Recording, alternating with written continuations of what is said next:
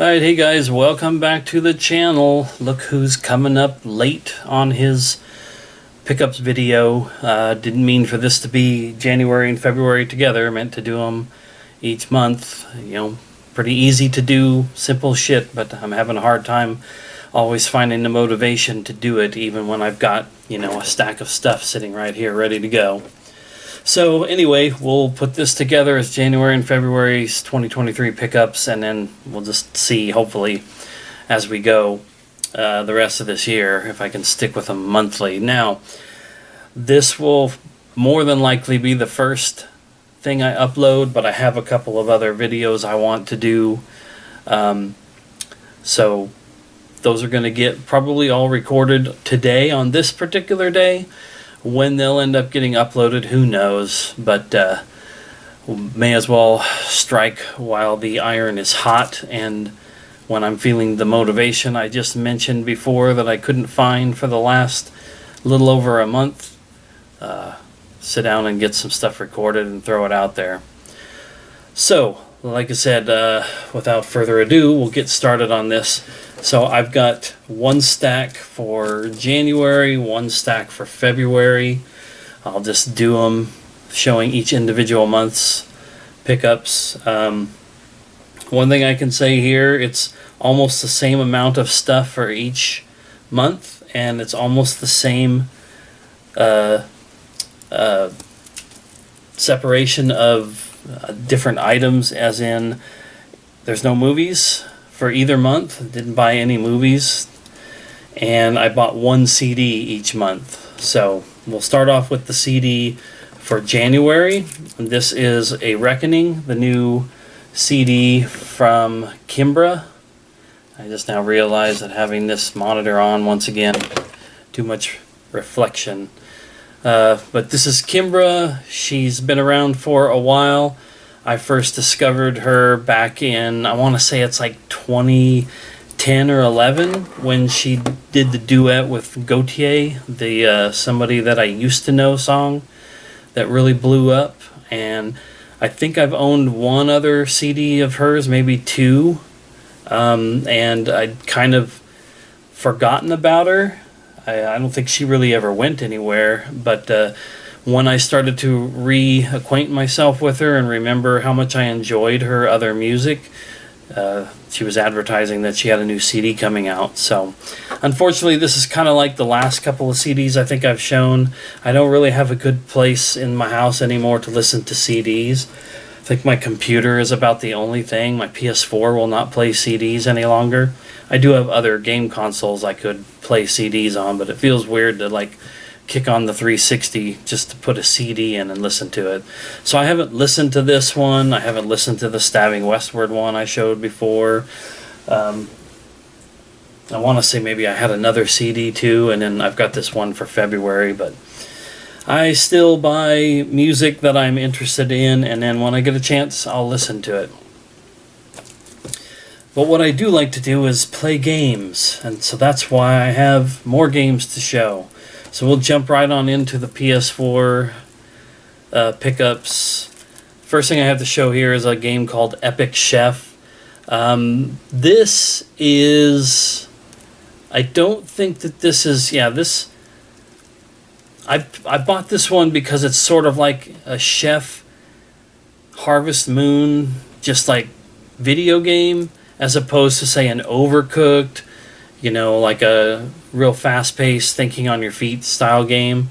And this was also like $7 or $8 clearance through GameStop, and it was new, unopened, still in the cellophane wrapper. So I was happy to take a chance on something like this. This is indicative of a lot of weird games that I might not normally buy, but because of the yeah, I want to say it's almost like RPG like elements. It says, get ready to embark on a hilarious culinary adventure as you plant, grow, fish, craft, and cook your way to become the most epic chef of Ambrosia.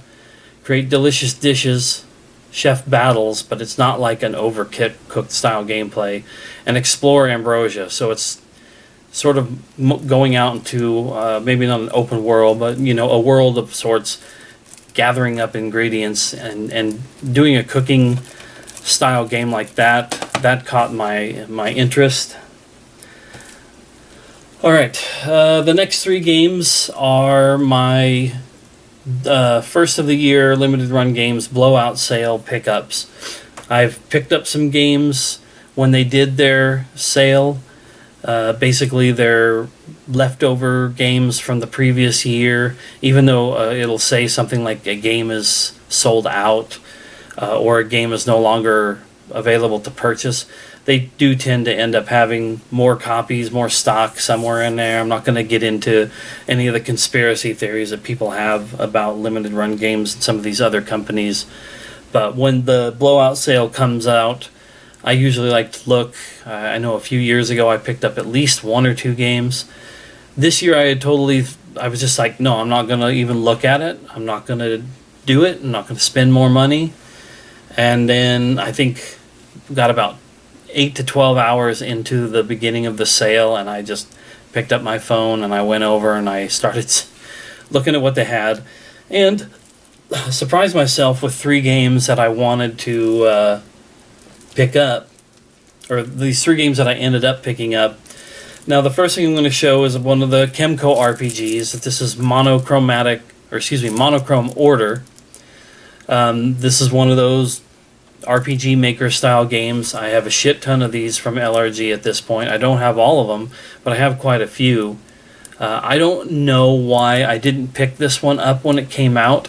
I do remember looking at it, and I think it was just sort of a will I, won't I, and then I just didn't.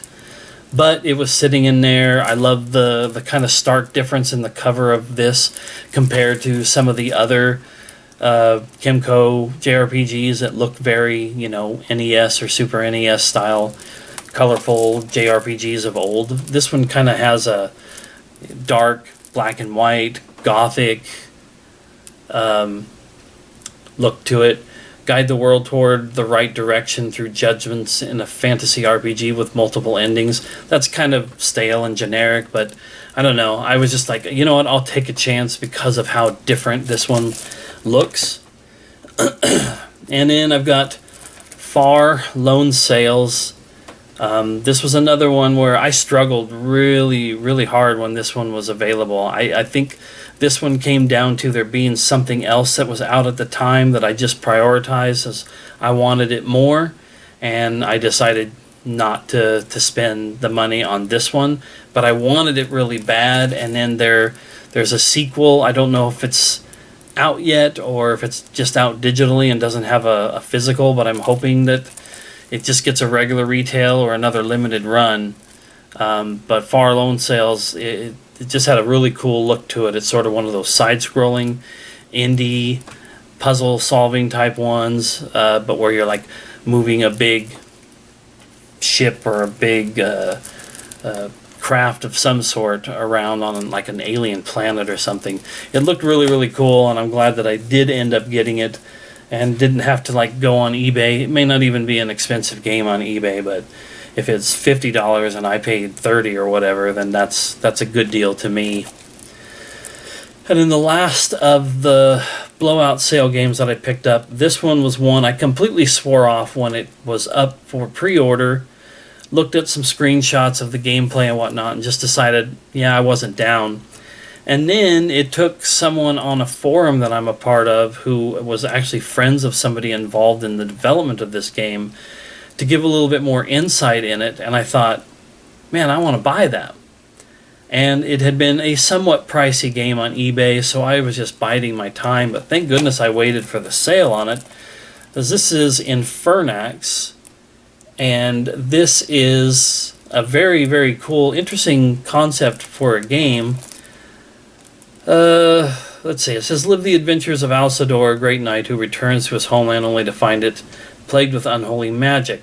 Storm the castle and slay their bosses before more innocent fall to the mysterious curse that plagues your land. In the end, only you can rid the land of Upul of these monsters, whichever way you decide to do it. You do you, dude.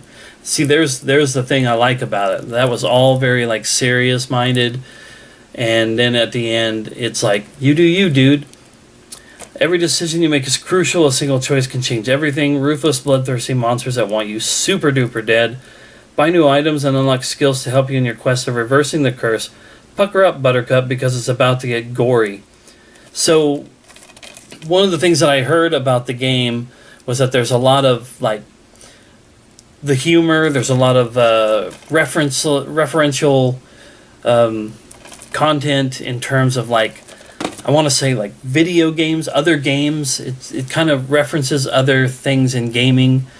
It's a lot of tongue-in-cheek stuff, satirical. Like I said, there's comedy to it. The more I'd heard this guy on this forum that I'm a part of talk about it, the more I thought, man, I messed up when I didn't pick that one up. So when I saw that one in the sale, that was the immediate buy. The other two were just sort of like, well, hey, that looks cool. Let me grab that one. Okay, 3 games, that'll be good enough. So super happy to have Infernax. Hoping that when I do sit down and play it, that it'll be as good as I am imagining that it will be, or what it sounds like it will be. Alright, next thing up I have here is Cris Tales. There are 2 games that I quite often get confused between the 2 of them because of their similar names. One is Cris Tales, and the other one is either Crystar or Crystar. And when I saw this on eBay for like $15, I thought, oh, that's that one that's really expensive all the time. No, that's Crystar, Crystar. But I still wanted to get this. I've always had an interest in this one. The art style to it, it's another role-playing game, but it has really cool animated look to it. It's not the other one that's more expensive that I wouldn't mind finding for a cheap price. I will track it down eventually, but glad to grab this one. And almost any PS4 game nowadays, if I can get them on eBay for 10 to 15, I'm usually pretty happy to snap those up. And next up we have one of those remasters or ports or whatever you want to call them that you think to yourself, really? This is okay, so this is going to get a remaster. Thing about it is this is a game, Risen, that I've heard of before, but it was always just sort of like one of those games you see like in a YouTube video of, look at these games that nobody's heard about, or look at this game that's sitting on the shelf in a video game store, and you just sort of look at it and you move on. So this was a game that was out in the PS3 360 generation, not genre. And this is sort of it's called an RPG. I would say this is probably more of a Western RPG, open world, real-time combat. And I've opened it up to check it out. I don't remember why. I think I want to say maybe somebody. It was in relation to one of the PlayStation Stars campaigns, where the campaign was to go on the store and buy a copy of Risen or one of like other 6 or 7 other games, and I thought because I already owned it, if I popped it in, I would get the reward for the campaign. Didn't work, but I did play this game for like an hour and a half, and I was into it. I'll return to it at some point in the future because I have other games kind of mapped out for immediate play. But I did enjoy this, and this one has relatively decent reviews. There are 2 sequels. It got a Risen 2 and a Risen 3. Each one has lower review scores, but I'm still trying to look them up. But what's going to be weird about this one is, because they remastered this one and put it on PS4, I can own the first game on PS4, and the third game, if I buy the PAL version, it was physically released for PS4 in Europe, but 2 is only going to be available on 360. I don't even know, maybe this first game wasn't originally on PS3. I can't remember off the top of my head. I just remember that I put both Risen 2 and 3 on my watch list on eBay, and I'm pretty sure the copy of 2 that I put on there was for Xbox. And I usually, if I get a series, I like to try to put them all on the same console company, like all PlayStation or whatever. Okay, now we got some anime style games. The first thing I have to show here is Sakura Wars. This is just one that I've seen pop up in some of my Facebook groups. People seem to really be into it. I'd seen it from time to time and thought, yeah, I'll probably pick that up at some point. And then I just ended up finding a pretty good deal for it on eBay. Once again, a good eBay deal. And so I picked it up while I saw it. This is launch edition, so it has a costume add-on bundle, but it also has stickers and a reversible cover. Nothing real too fancy about that, though. Okay, so I have 4 games left for January.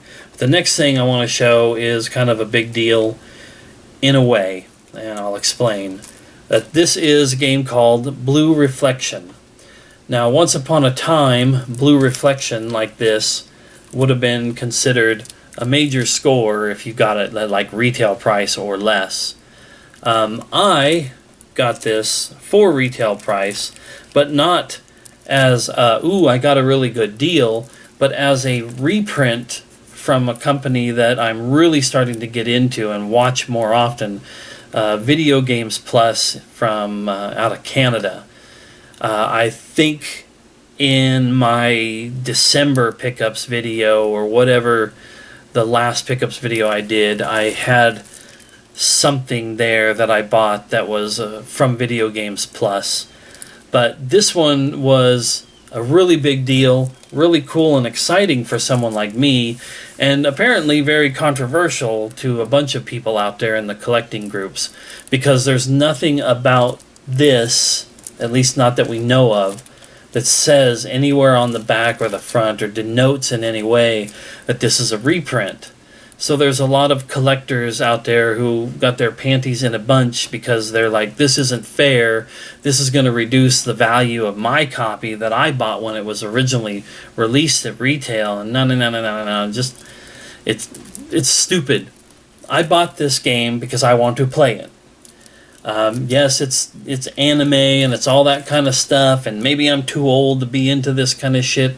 But I just looked at this game back in the day. This is like a visual novel, essentially, I think. Hell, I might even be wrong about that, but I just remembered that it was something I was like, I would play that. And then I remember when it first came out, I was thinking to myself, I'm not sure that I would drop $60 on this right now. There's just other stuff I would be more interested in. I'll wait for this to come down. And then this game goes and it becomes like a $200 to $300 game. I want to say around the time that I bought it, it was about $200 or so on eBay. So I don't know if it was ever higher than that, but that's a lot of money for just a game, because it was released in limited prints, not from a limited company, but just because, this comes from Koei Tecmo. They're not thinking that this is going to sell, 2 million copies in the US, so they're not making 2 million of them available in our market. They release a lot less of them, and then the people for whom this is something that they're looking for will buy it and be like, ooh, yes, I want this. Collectors will buy it because they catch on that it's a limited amount of copies, and then they sit back and they're like, I got all these games that are worth a whole bunch of money, and then they get, like I said, upset because a company like Video Games Plus comes through as the freaking hero and makes it so that a guy like me who just wants to play the game can get a copy of it. So yes, I paid retail $60 for this, but that's better than paying $200 or more for a copy of it. And makes me feel a whole lot better about, I'm going to wait and I'm not going to buy this game at launch. Sadly, the old days for... It used to be just about every game that would come out after several months or a couple of years, they would just get cheaper. That's just the way that it was. Nowadays, the collector mentality has obscure games keeping their value or even going up, And then if you want it, if you don't get it right when it comes out, then you're paying $100 or more. Now, I had Disaster Report 4, I don't think that was a couple years ago at this point, that it did that. It got to $100 or more because I didn't buy it at its original release. And I was very, very upset. I love Disaster Report and Raw Danger. And the third game wasn't released. I think the third game was only released in Japan, and it was like a PSP or PS Vita game.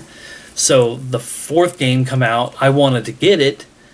Even if it didn't have great reviews, I wanted to own it because I love the earlier games in that series. And somebody happened to give me a tip, and I was able to get it for like, it was between $50 and $55 off of like Amazon. And now I see, a couple years later, that it's actually cheaper than that. It didn't stay inflated like some games do, like this one has. Hell, this one I think is still kind of tracking high, regardless of this reprint. I guess my long-winded discourse about this is just that I love when stuff like this happens. To hell with the collector mentality that everything that you buy that is valuable, as in what people are actually paying for it. To hell with the people who are like, well, you can't put out a reprint, that screws it all up, how dare you do it? Does it say reprint somewhere on it? Like, I'm glad that this doesn't say reprint on it. I'm going to open it and play it one day. I may find myself feeling like $60 was too much money for what the game is. Who knows?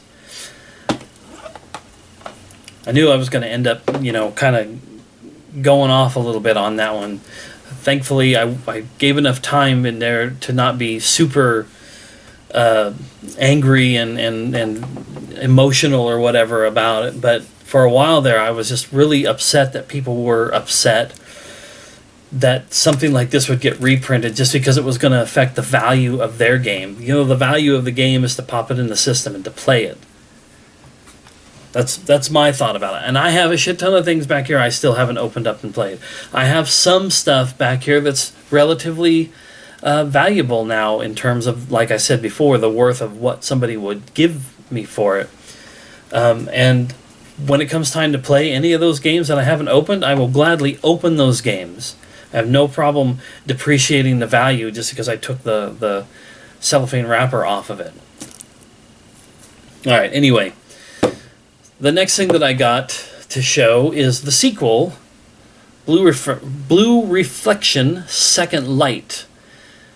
When word of the reprint of Blue Reflection came out, I was like, I know that there's a sequel, and I know that it's nowhere near as expensive as the first game is. So I thought, let's take a look on eBay. And yeah, it was like $30, $35, maybe $40. But usually around the $30 mark, and there were several good listings up for it, and I thought, all right, I'm going to put one or two on my watch list, and then snap one of them up within a week or two. Well, then when I went back to eBay, the ones on my watch list were already gone, and the listings that were up had went up in price. So the reprint of this, that should have brought the overall value of this one down, caused the value of this one to go up. I'm telling you, man, this stuff is just nonsense. But I got the sequel to this just so I can play it after I play the original. That's really all there is to that. All right, now to the last two games for the month of January's pickups, and I'm going to swap the order that I show these because this one is probably my highlight title for the month of January, but because I had to settle for the standard version of it, I'm going to keep this other one as my, main event one. But anyway, this is Yakuza Kiwami 2. The reason why this is sort of like my highlight title is because this now, well, at the time I picked this up, this meant that I had all of the Yakuza games that were out and available to me at that moment, all on PS4, with the exception of Yakuza Dead Souls, but that's a weird spin-off game, and I own it. It's just for PS3. It hasn't been put on PS4. But the Yakuza series is available on PS4 now with Zero, Kiwami, which is a remake of the original Yakuza, Kiwami 2, which is a remake of Yakuza 2, the remastered collection that has 3, 4, and 5, and then Yakuza 6, Song of Life, I believe is what that one is called. And then you've got Yakuza Like a Dragon, which was the 7th game and the one that went with a turn-based game style. And then there's Judgment and Lost Judgment, and those are also kind of like spin-offs of the Yakuza series. And then, not a part of the series, but a lot of people hold it there. There is the Fist of the North Star. There is a Fist of the North Star game that I also own. That was made by the same developers with the same game engine. I think that covers all of the ones. Now there's Like a Dragon Ishin, which I do want to get, and I will eventually get it, but by having 2, that meant I have the main series ones, in my opinion, the ones that are the most important to play for Yakuza, which is 0, 1, 2, 3, 4, 5, 6, and Like a Dragon, which is 7, and the 2, Judgment and Lost Judgment. That, I feel like, is the core series. That is a series that I want to finally get around to playing, and I will start the series this year. I don't think I could play all of them back to back to back without getting a little burnt out, but I plan on getting started on those games, and that only happens because I picked up Kiwami 2, and now I have all those main games uninterrupted. I would have hated to have played 0 and been like, this is really good, now I'm going to play Kiwami. Oh wait, I don't have Kiwami 2, now I'm stopped. But, and the reason why I was like, I had to settle for this, the reason why I hadn't picked up Kiwami 2 yet for so long was because when it originally came out, it came out with a really nice Steelbook version. And I wanted that Steelbook version so bad. And it was another one of those that fell into that. It was available for a limited time. It had its original retail price. I was like, I could pay that, or I could buy other games. I'll wait. And then I thought, it'll be cheap, and I'll pick it up on a good deal. And then it never really got cheap, and it became harder to find at retail because I'm more of a buy them brand new when they're on retail or buy them brand new through eBay. And the prices just never were getting to a point where I was happy to spend that money on it. And then this is a Video Games Plus game. I bought it from the Video Games Plus where I got Blue Reflection from when they were doing a really good sale, and this was, I think, $15. I thought, well, you know what? I'm just going to get this version for $15. Maybe somewhere down the road I'll get the Steelbook version of this, but right now I'm just glad to have this because I want to play it. It's just that Steelbook looked really, really nice. And I have the Steelbook for Kiwami, and I have the Steelbook for Like a Dragon, Yakuza Like a Dragon, and I think I might even have the Steelbook for either 0 or 6. So it was just sort of a matter of kind of keeping up the ones that I could. Okay, so, and then this was the one I decided to switch to, like, my main piece for January. This is one of the imports. I had to get an import because they didn't release it physically here in North America, but this is the Klonoa Phantasy Reverie series. This is the PAL version. I thought about both getting either the PAL version or one of the Asian versions that had the name in English. But this is Klonoa Door to Phantom Mile and Klonoa 2 Lunatea's Veil. This Klonoa 1 was on the PS1 and 2 was on the PS2.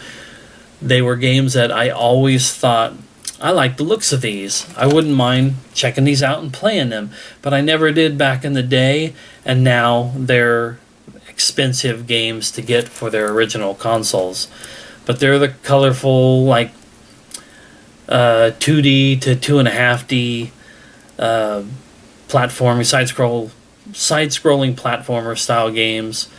and ones that I've heard so much good about over the years. It was just like, okay, I have got to pick that one up. And when it was announced, I think it was announced originally in a Nintendo Direct that they were being released, I thought, well, I have got to get those if they come out for PS4. And thankfully, they did. Okay, let's jump on into the February pickups. And once again, we're starting with a CD. This is the new Paramore CD. This Is Why. Sadly, this has got a crack on the front cover and cellophane wrapper was kind of peeled off on it, but doesn't matter. I got this Target exclusive version because I just liked the cover of this one more. It's hard to see because of the stickers, but it's the three band members, the current band members of Paramore, in like suits on the front, kind of sort of embracing each other from behind. The original cover has the three of them in just sort of like standard clothing that they would wear, and then they're like faces squished up on like on a window, like a piece of glass. And I just thought that was fun, but this was more interesting looking to me than the other cover. So I'm big into Paramore, and I've actually adapted quite well to both the newer Paramore albums that are more pop and just different, and the music I've heard from this one is more experimental stuff, and I'm down with that. So that one warranted picking up in CD form. Alright, and now it's on to the games that I got for February. So we'll start with some limited run games. We've got another Kemco RPG. This one here is called Ruinverse. This one was really, I guess, just the name is kind of interesting to me, Ruinverse, but also just the look and the feel of it. It's got the 16-bit, like Super Nintendo RPG graphics, and I enjoyed that. So that one was one I wanted to pick up, and then this one was more of a shocker to me that it was on PS4, because it came to Switch first, and it looked so interesting that I was almost tempted to buy the Switch version. And I decided to hold my ground and just be like, no, I'm not going to get it until or unless it comes to PS4. And wouldn't you know it, Carrion, basically the reverse horror game where instead of being chased by a monster, monstrous creature, you are the monstrous creature in a side-scrolling, like Super Metroid looking style game. I thought that's a very, very cool idea. What if you were the monster and it's a big, hideous, blobby, tentacle covered thing that kind of slips and slimes and slithers its way around, hallways and ventilation ducts and wherever else, and tries to climb out of this facility and escape. I'll read what this says on here. Carrion places you into the body of an abominable alien creature awakened in a secret underground laboratory. With no explanation of how it arrived there or for what purpose, there is only one thing on the mysterious monster's mind: to escape. Stalk and consume those that imprisoned you to spread fear and panic throughout the facility. Grow and evolve as you tear down your prison walls to acquire more and more devastating abilities on the path to retribution. Just sounds like a cool-ass game. Okay, just like on the last one, hey, I've got some anime-looking games here. This first one, I don't know if I'm going to be pronouncing this right. The release of Live Alive last year on the Switch has everybody kind of wondering how to pronounce these games when you see them, but this is Data Live, is what I'm going to guess. Data Live Rio Reincarnation. I do believe that this is another visual novel style game. Yeah, this is a romantic visual novel. I saw this on eBay and it was cheap, and so I picked it up. When I showed it in one of the Facebook groups that I'm in, somebody said, hey, you don't see that one all the time. It was cheap. This was like $15 and somewhere in that range. So I was just like, I'll take a chance. Next up, I have Soul Hackers 2. I believe this was another game that was announced at a Nintendo Direct, or perhaps it was in a PlayStation State of Play. But when I saw it, I was like, well, that looks kind of interesting. It's, kind of in the vein of a Shin Megami Tensei or Persona style game with the animated style to it. This one includes some bonus art cards. I heard some people on some of the YouTube channels that I watched that were talking about it and said that this would be a good one. It's Soul Hackers 2, obviously. It's a sequel. The original Soul Hackers having come out years ago on maybe like DS or something like that. But they were pretty high on this and thought this was a really cool game for it to be coming out. And that was a $60 game, and it just came out like last year, so I was holding off on it. But I saw it get put on sale multiple times for like $30, and so I just noticed one day it was $30, and I slapped the money down and said, we'll get Soul Hackers 2. So we'll see what that one's like when we get to it. Now, this is a big pickup for me in terms of it being a game in a series that I really want to get into. So I'm really excited to have this. But it's bittersweet because the main games in this series I have been unable to get at least a couple of them at decent prices. And it had caused me to just be like, you know what, I'm not going to get any of these games because I don't want to get started on this series and not get all of them, especially not the ones that people seem to consider to be the best. But as I pretty much figured, I broke down and I got The Legend of Heroes, Trails from Zero. So the Trails of Cold Steel games are a part of this Legend of Heroes series. And Trails of Cold Steel, I think 1 and 2 were both PS3/PSP games, something like that. And then they started to port them over. NIS America, or just NIS, started to port the Trails of Cold Steel games over to PS4. They did all 4 of them that are out. All 4 of them were in kind of like special edition versions, and I want to say the first 2 were in really nice boxed versions. And I saw those games when they were coming out originally. Like I already explained on some of these other games that I picked up, I just prioritized other things over them. Had no idea that they were going to be like limited supply, all the extra goodies that were being included with them would make them that much more desirable by collectors. But I hesitated, and he who hesitates is lost. I missed out on my chance. Those first couple of games are like $100 plus. It's been a while since I looked at them, so maybe they're even higher. So it made me feel silly to pick up like 3 and 4 when they were first coming out. But now they'll probably all be expensive. Just pisses me off. So many gaping holes in my PS4 collection that I could have taken care of that when they first came along. So anyway, those games are supposed to be really, really good, and I want to say that they probably sold pretty well, that NIS and these guys decided, let's bring the rest of them too.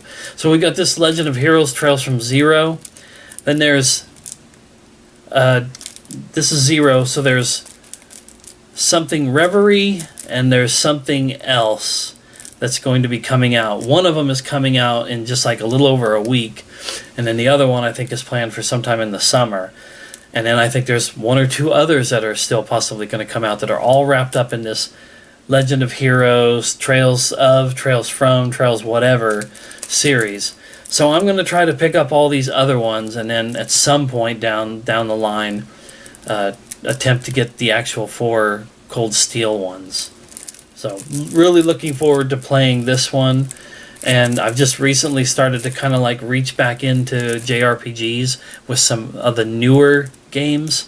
And so I'm hoping that I'm going to find myself going back down that path. I've kind of strayed away from JRPGs and have done more like Western RPGs and more action RPGs. And I really want to sort of, I guess, I need to reprove to myself that those are games that I really, really love, like absolute favorites of mine, because they used to be. It used to be all I really wanted to play back in the PS1 days. Okay, last three. Let's see if we can kind of get through these expeditiously. This one is really, really cool. This is not a steelbook, even though the way it looks makes it look like it should be. And the original retail price of this should have been a steelbook. But this is Psychonauts 2, the Mother Lobe edition, with a really cool, like 3D lenticular style cover. But it's just a slip cover. You take that off, and it's just a standard case underneath. But this has the lenticular sleeve, a reversible cover, 6 premium die-cut stickers, 6 art cards, and a digital download of exclusive behind-the-scenes development work. So this one kind of surprises me that I have this here, even though I knew it was going to be on PS4. Psychonauts is done by Double Fine, and Double Fine was one of the companies in the last 5, 6, 7 years that was purchased by Microsoft. So, the original Psychonauts came to PS2. I think it came to Xbox as well, but it was on PS2. I have it for PS2. It's also available digitally on the PS4, and then I think it was Limited Run that did the Psychonauts 1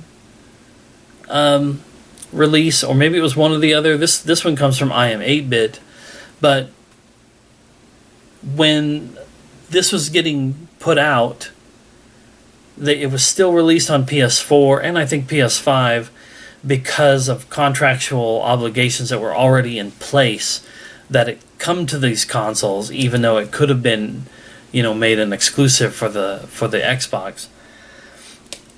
But they didn't do a physical retail release for it. It ended up just being digital release only until I Am 8-Bit put this out for $80. I'm not trying to slight Psychonauts in the least, but I would have thought something like this should have been about a $40 or $50 game, not even a $60 game. And then they released this one for $80, and I thought, well, I guess I'm just not going to buy this one. $80 just felt like a tall ask for this, and that's going to sound stupid here in a second, but I just kept looking at it online and thinking to myself, man, I want it though. I really want to experience both of these games. I've heard so much good stuff about both of them. I've played a little of the first game years ago, and I was liking it. But I didn't want to spend that $80. So I went to good old trusty eBay, and I found somebody who was selling it for around, I want to say about $53 for brand new, unopened, not a used copy, to get a brand new retail one when I think you can still go to I Am 8-Bit and spend $80 on this one.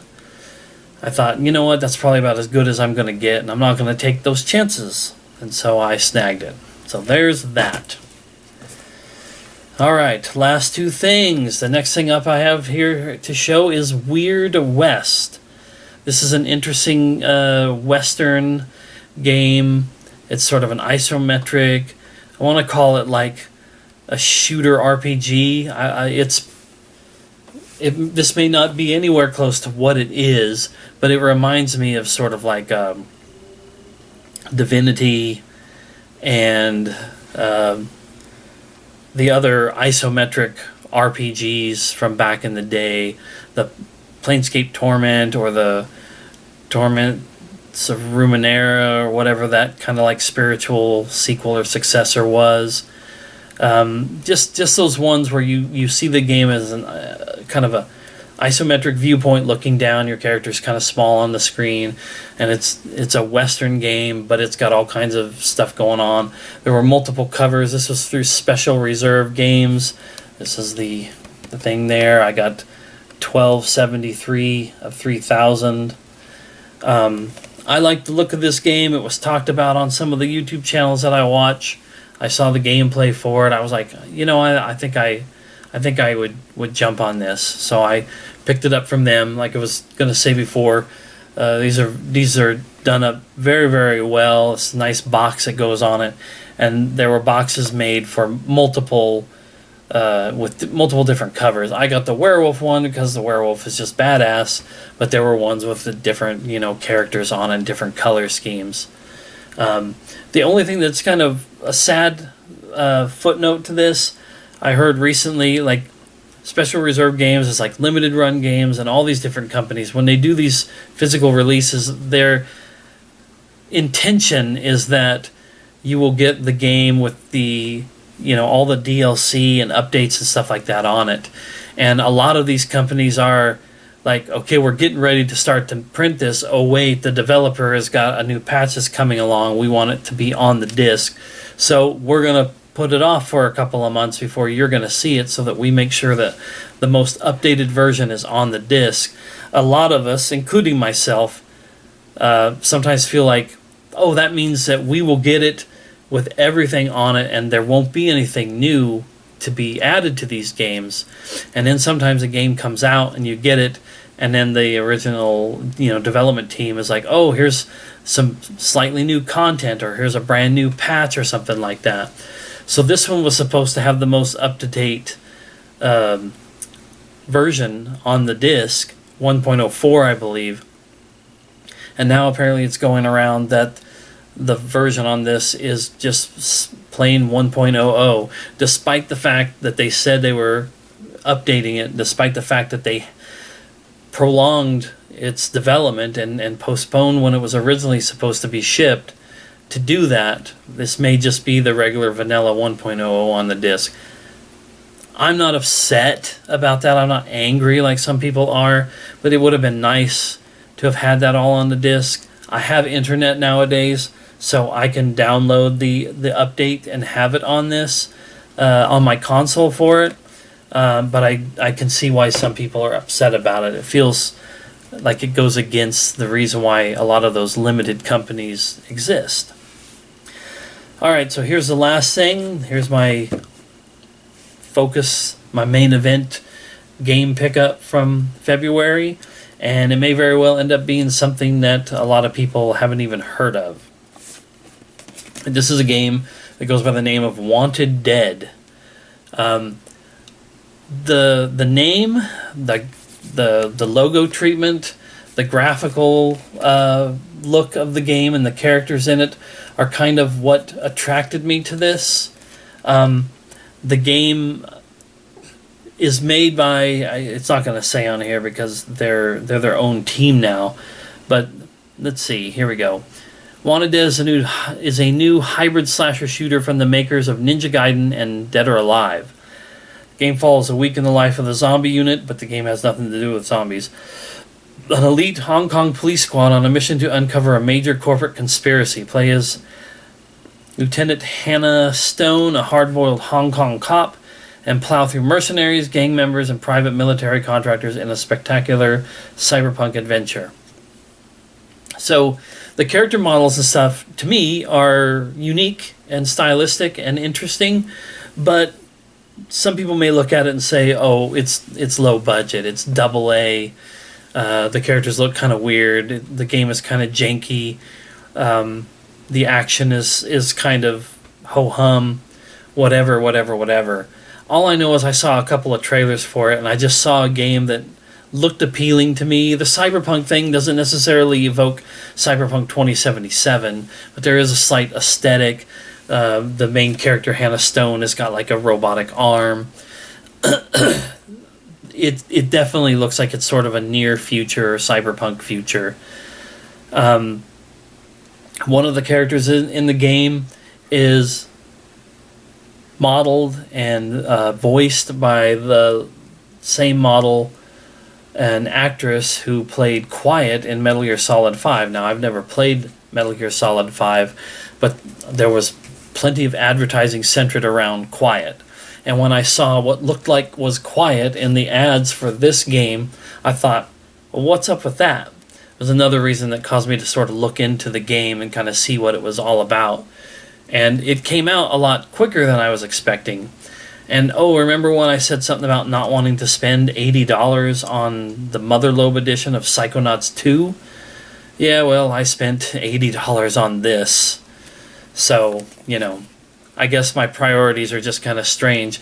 But this just seemed like interesting, new concept. Well, not new concept, but just an unknown developer, even though people behind this were known for making a couple of really big popular games.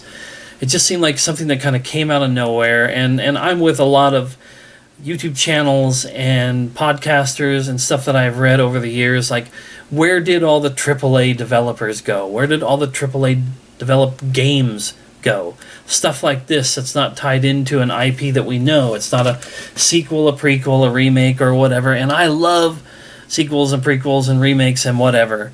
But I also love something that's sort of new and out there. And I've played a little bit of it, and I actually liked what I played. I do worry that its pedigree of Ninja Gaiden developers and whatnot, that it's going to be a tough game. And I just really don't care about games that are going to kick my teeth in. I actually saw in a video where if you die enough times in the game, that the game will offer you the easiest difficulty level. It starts with a normal and a higher difficulty level, and maybe 2 different higher difficulty levels. I don't recall that. But if you die often enough in the game, it will offer you the easiest level, and then you have to play the main character with a set of bunny ears. You have to make her kind of look like a furry, I guess. And then the game will be I want to will substantially easier into existence, but I think it just it just gives you a typical and traditional easy difficulty level. But in the time that I put into it, just to make sure that it worked, because somebody in a Discord server I was a part of asked me and another person who had gotten the game if we'd throw ours in or if we had checked it out yet, to see whether or not the game was working, because they were reading some stories about the game not only just having some jank, but just not working, period, for some. But it worked just fine, installed, downloaded, and like I said, I probably played that one for an hour or an hour and a half one day, and I'm looking forward to getting back to it. So far, first impressions of it were good. I was enjoying it. All right, well, that's it. That's my pickups for January and February. Like I said, I guess I can't be counted on to keep the schedule as I would like to, but I really hope at the end of March I will have whatever it is. Just like I said in the last one, if it's one thing, I'm going to come back and do the pickup video. The next 2 things that I have to do are going to be 2 vlogs. One's going to be gaming-related vlog, just some gaming subjects I want to touch on. And the other one's going to be a more personal vlog about some things going on in my life over the last few months, and hopefully some things going on in my life in the upcoming few months. So anyway, I'll have those videos up whenever. I don't even know when you're going to see this one. This is Sunday the 5th that I'm recording it. Hopefully I get it up sometime today, and then the other videos soon after that. Alright, I'll shut up now, and thanks for watching. We'll see you in the next one.